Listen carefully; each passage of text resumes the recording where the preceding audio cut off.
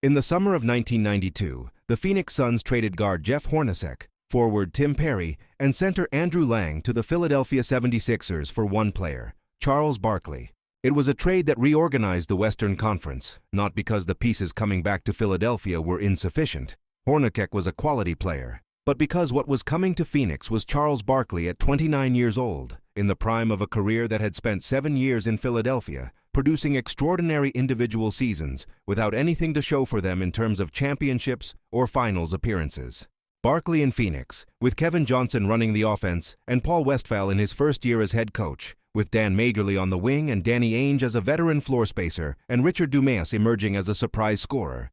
This was a configuration built for exactly what happened, which was 62 wins and the MVP award and the best record in the NBA. The Suns' defensive philosophy under Westphal was not the grinding, physical defensive identity that the Bad Boys Pistons or Pat Riley's Knicks represented. The Suns were an offensive team, a fast team, a team that averaged 113 points per game, the most in the league, and whose defensive approach was to be good enough to protect the leads that the offense was generating. They played hard. They had Barkley in the paint, which was a physical argument in itself. They had Majerle, who was understood across the league as a legitimately good perimeter defender, capable of staying in front of quicker players and making life difficult for wings who thought the easy possession was available. They had Kevin Johnson, who at 6 feet and 17 points per game was the best point guard in the West, and who defended with the competitive intensity that underpinned everything he did on a basketball court. Before any of that, before the series began, and before the defensive problems announced themselves, it is worth establishing what Michael Jordan was in June of 1993, because the number that gets attached to the series, 41 points per game, the highest in finals history, requires a context to mean what it means. Jordan was 30 years old. He was in his 9th professional season. He had won 2 consecutive championships, 2 consecutive finals MVP awards, and was trying to become the first player since the Boston Celtics of the 1960s to win 3 consecutive titles, which meant he was trying to accomplish something that had not been accomplished in the 30 years since basketball had fully professionalized, and the competition for championships had deepened to include not just one dynasty, but multiple legitimate contenders every season. He had played in the Olympics the previous summer with the Dream Team, alongside Magic Johnson and Larry Bird and Charles Barkley himself, and had been the best player on a team of legends, which is a sentence that can be written simply but should be understood with some weight. He was the best player in basketball at the moment. Basketball was most intensely watched and most broadly distributed, and he had been that player for 4 consecutive seasons without a championship in the first 2, and then with championships in the most recent 2. And the third was the thing that would convert the argument about greatness from very good to genuinely historic. Against Michael Jordan, none of this was sufficient, but none of it was supposed to be entirely sufficient. The task was not to stop Jordan. The task was to make Jordan expensive enough that the other 4 Bulls players on the floor became manageable, so that the defensive energy concentrated on Jordan could be partially offset by the relatively simpler job of containing Scottie Pippen and Horace Grant and B.J. Armstrong and whichever center Phil Jackson had in the game. The task was to keep Jordan at his average, which was 32.5 points per game during the regular season, and trust that Barkley and Johnson and Majerle could produce enough on the other end to win the game at that number. The 1993 NBA Finals began in Phoenix, with the Suns holding home court advantage by virtue of the 62-win regular season. Game 1, Dan Majerle guarded Michael Jordan. Jordan scored 31 points and the Bulls won by 8. Game 2, Majerle guarded Jordan again. Jordan scored 42 points. The Suns lost again, 111-108, with Kevin Johnson fouling out and Scottie Pippen blocking Danny Ainge's potential tying 3-pointer in the final seconds. The Phoenix Suns had just become the first team in NBA Finals history to lose their home court advantage in the first 2 games, having gone 0-2 at America West Arena to a team they had been favored by many to beat. The flight from Phoenix to Chicago happened in a particular silence, the silence of a team that has executed its plan and found the plan inadequate. Dan Majerle, who was regarded across the league as one of the best perimeter defenders of the era, had been scorched for 73 points in 2 games. The plan that Westphal had constructed, Majerle's length and athleticism neutralizing Jordan's athleticism and length, had encountered the variable it was not designed to address, which was Jordan's quality. Majerle was not bad at his job. Jordan was simply better at the thing Majerle was trying to prevent than Majerle was at preventing it. On the plane, while Kevin Johnson slept, Paul Westphal made a decision that required the confidence of someone who had been watching Jordan long enough to understand that the adjustments available were not adjustments in the ordinary sense, but substitutions of one inadequate solution for a different inadequate solution that might produce a different kind of problem for the defense. He woke Johnson up. He told him, "Game 3 is going to be your game." Johnson said, "Cool." Westphal said, "And you're guarding Michael Jordan." Johnson fell back asleep. When he woke up again, he told Westphal, "I had a dream that you came and woke me up and told me I had Jordan." Westphal said, "It wasn't a dream." When the team arrived in Chicago, Johnson crossed the street from the hotel and went into a church and sat down and asked God for help with the assignment. He later said, "Jesus, I don't believe in you no more." Kevin Johnson was 27 years old. He was a three-time All-Star, one of the most explosive point guards in the NBA, a player whose quickness in the first two steps of a drive had been described by defenders for a decade as something closer to a teleportation than a move. He had averaged 17 points and 7 assists during the regular season. He was a legitimate candidate for the assignment in the specific sense that speed and quickness are the tools most relevant to guarding a wing player, and Jordan, despite his size, 6 feet 6 inches, 215 pounds after the weight gain that the Pistons had required, was a player whose game was built on acceleration, on the first two steps that made the gap before the defense could close it. Johnson was one of the few players in the league whose first two steps were faster than Jordan's, which made the matchup an actual contest rather than a formality. The actual contest produced 44 points in Game 3, and in Game 4, 29 in the second quarter.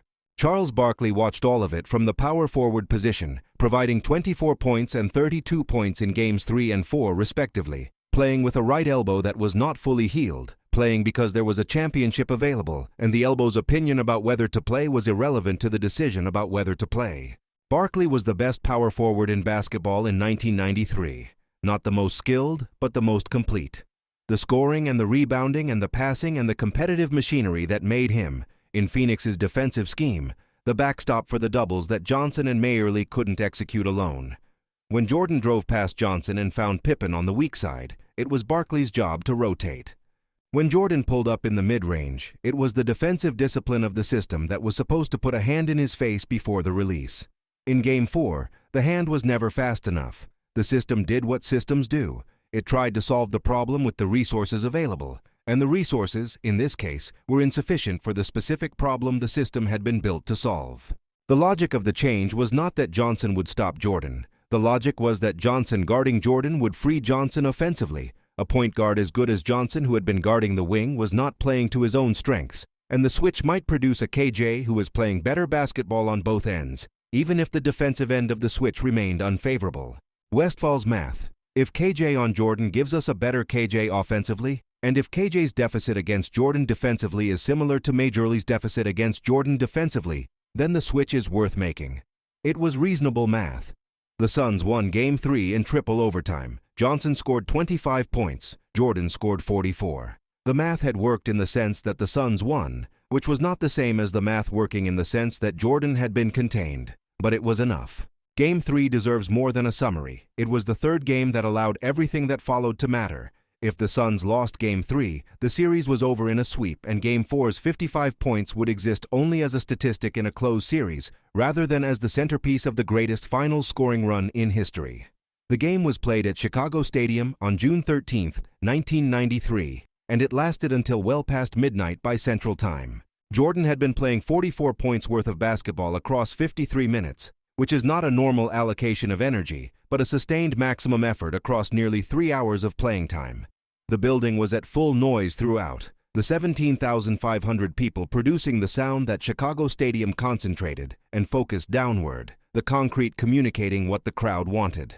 Barkley scored 24 points and 19 rebounds on a right elbow that was not fully healed, playing through pain in the way that championship players play through pain, which is by not making a decision about whether the pain is acceptable and instead simply continuing. Johnson scored 25 points and 11 assists across 62 minutes, which is the longest any guard had played in a finals game, a number that says something about what the Suns needed from him and what he was willing to provide. Horace Grant had tied the game in regulation with a three-point play with 93 seconds left. Tom Chambers had tied it in the first overtime with a layup.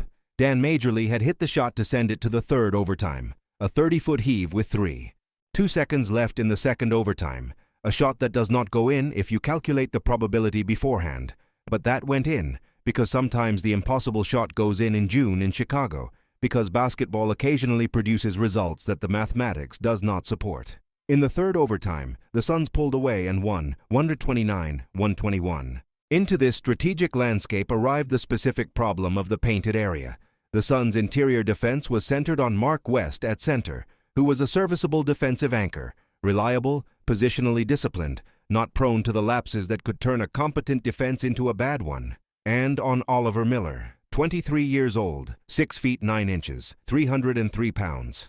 Drafted with the 22nd pick of the 1992 draft out of Arkansas, where Nolan Richardson had built his career around Miller's versatility. The blocked shots, the passing, the rebounding, the unique combination of a large body with a basketball player's mind and hands.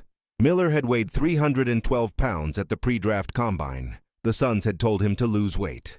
He had gotten to approximately 300 pounds, which basketball cards listed as 280, but which anyone who watched him play understood as something considerably more. His assignment was the same as it had been throughout the series and throughout the playoffs. Be in the paint. Be the mass that makes the lane expensive.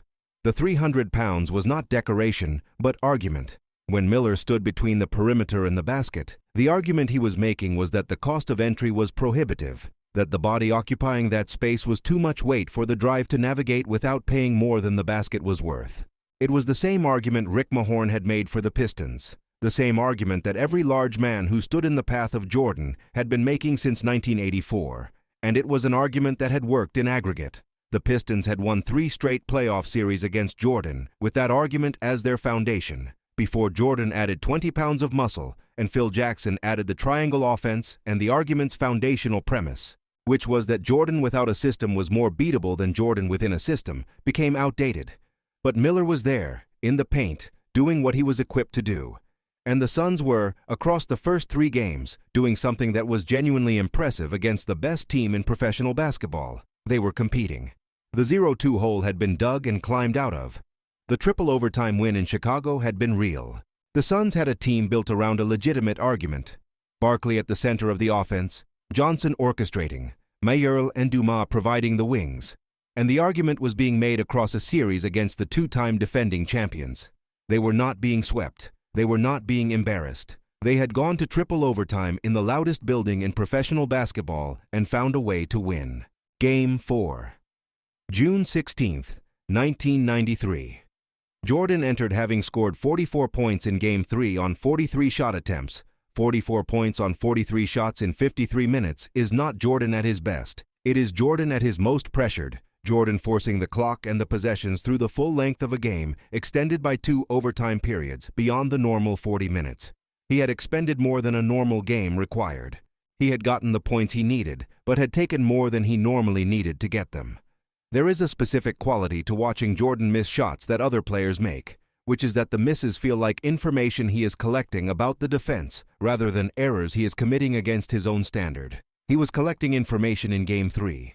He had 43 shots worth of information about what the Suns were doing, and what worked, and what didn't work, and which gaps were real, and which were mirages. Game 4 was going to be the application. He scored 11 points in the first quarter. Normal Jordan, operating within the game's tempo, not forcing, finding what the defense gave and converting it. The Suns were competitive. The crowd was at its full noise. Kevin Johnson was doing everything a guard his size could do to contain a guard Jordan's size, and everything a guard Johnson's size could do was producing Jordan at 11 points in the first quarter, which was not a catastrophe, but not a solution. What Jordan was capable of doing in Game 4 of the 1993 NBA Finals against the best defensive team in the Western Conference, against Kevin Johnson and Dan Majorly and Oliver Miller and Mark West and Charles Barkley, was 29 points in the second quarter. 29 points in 12 minutes, in the second quarter alone, in a game where the total would be 55. Kevin Johnson was the primary defender. Johnson was, by his own account, the best defender available for the assignment, after Majorly had demonstrated in Games 1 and 2 that the assignment exceeded what Majorly could do. Johnson was faster than Majorly, quicker in the lateral movements that defending a wing required, capable of staying in front of Jordan in a way that Majorly's size had prevented. He had gone to church before Game 3, and God had provided, in the sense that the Suns had won, if not in the sense that Jordan had been held. He was guarding Jordan in Game 4 with the full application of his professional capacity, and the knowledge that the application of that capacity had produced 44 points from Jordan in the previous game. Jordan made a mid-range jumper over Johnson in the second quarter, then another. Then a drive where Oliver Miller was waiting in the paint, and Jordan elevated above the reach of 303 pounds, because the 303 pounds was attached to a body whose center of gravity was where it was, whose elevation was limited by the mass that produced the argument, and Jordan released the ball from a height that the argument could not access. Westphal, watching from the sideline 12 feet away, tried to send the double team. Jordan found the open man in the time available, and the open man scored, and the double team had turned what was supposed to be a one-on-one defensive problem into a different problem, which was Jordan using the double team to find the receiver before the double team could arrive and close the open man shooting window. Jordan scored again off the double team. The Suns tried the double team less. Jordan scored again in isolation. The score at halftime was not a score. It was a document. Jordan had 40 points at the halftime buzzer. In the first half of a finals game, against the best defensive roster available for the assignment, Jordan had produced 40 points in 24 minutes. The Suns had adjusted their primary defender before the series reached Chicago. They had adjusted from Majorly to Johnson on the plane from Phoenix. Johnson had gone to church. The church had not provided the help Johnson requested, which was divine intervention in the specific area of stopping Michael Jordan, but the church had not been expected to close the actual gap, which was not a gap between the quality of the defense and the quality of a manageable player, but a gap between the quality of the defense and the quality of Michael Jordan. The architecture of the Suns' attempt to contain Jordan across 6 games is worth examining in its entirety, because the examination produces something that statistics alone do not: an account of what it looks like to try intelligently to solve an unsolvable problem. Majorly was the first solution. Majorly had defensive reputation and length and athleticism, and had been named to the NBA's all-defensive second team. He was one of the better perimeter defenders in the league. Against Jordan, he averaged 44 points per game in 2 games, which was not a reflection of Majorly's insufficiency, but of Jordan's sufficiency, the difference between a good defensive player doing his job and the best offensive player in the world at the peak of his powers. Johnson was the second solution. Johnson had speed and competitiveness, and the intelligence of a point guard who had spent a decade reading offensive players and understanding their tendencies. He had gone to church. He guarded Jordan in games 3, 4, and 5, and averaged something around 43 points per game across those 3 games, which was slightly lower than what Majorly had allowed, but within the range of normal statistical variance rather than a genuine defensive improvement. After the series, Johnson made a joke about it that contained more truth than jokes usually do. They asked me how I did. I said I held him under his average. They asked what his average was.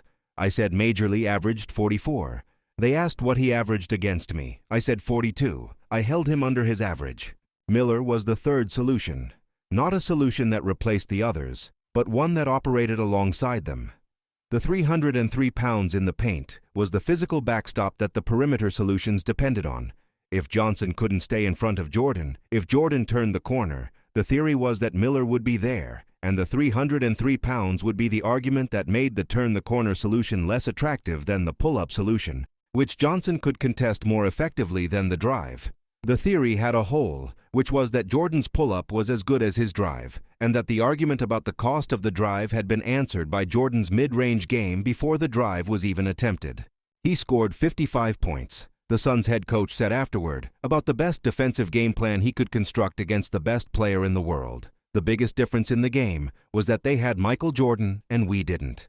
This sentence, in its compression and its honesty, captures what the series meant for the Suns, which was that they had tried everything available to a championship-caliber defense, and the everything available was insufficient for the specific player they were trying to contain. Jordan against the Suns averaged 41 points per game across 6 games.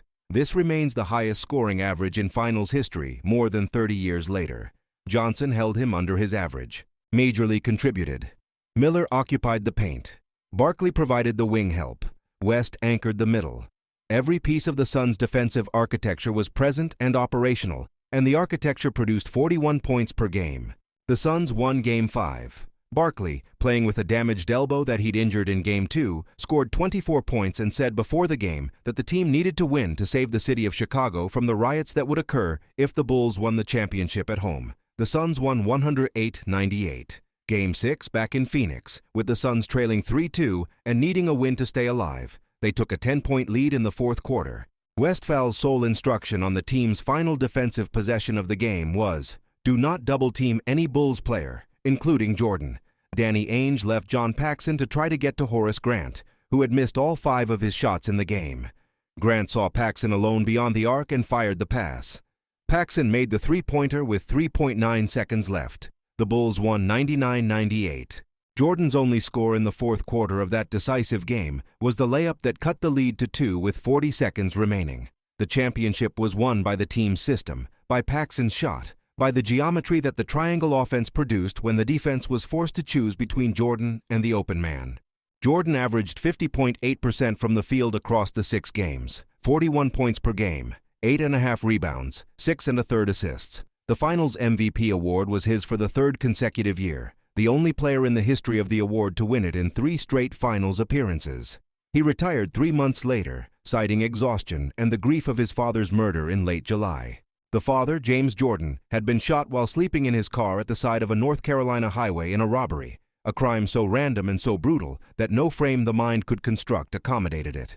Jordan had been, in the summer between the championship and the retirement, fishing with his father and telling his father about the series and letting the series be a thing that a father and son talked about rather than a thing that the public consumed.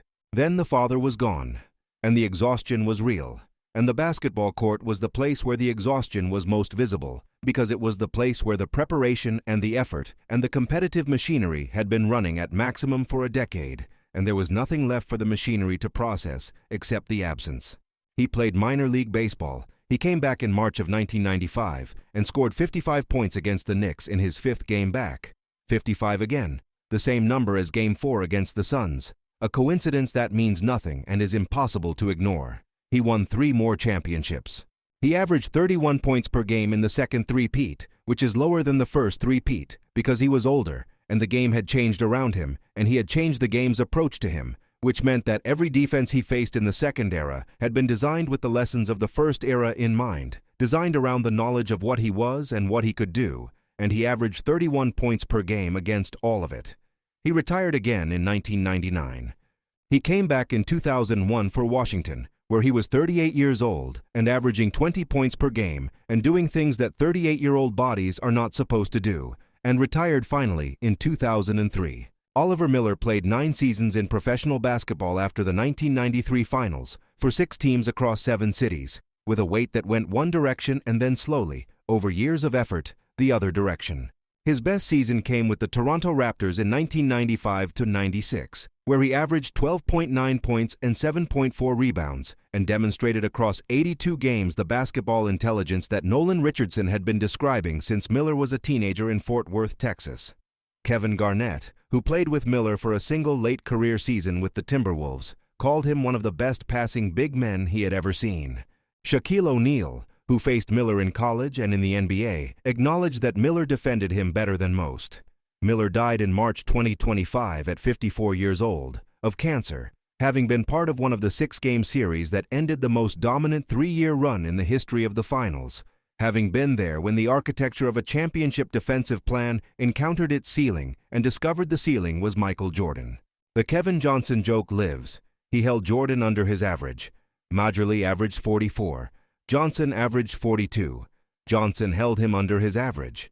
The laugh in the joke is the distance between the achievement, holding the greatest scorer of his era under a number that any other defense would have been satisfied with, and the result, which was still a loss, still a championship for Chicago, still Jordan with the trophy and the MVP, and the record that still stands. They tried everything. The everything was insufficient. The biggest difference in the game was that they had Michael Jordan, and the Suns didn't. That sentence is all of it.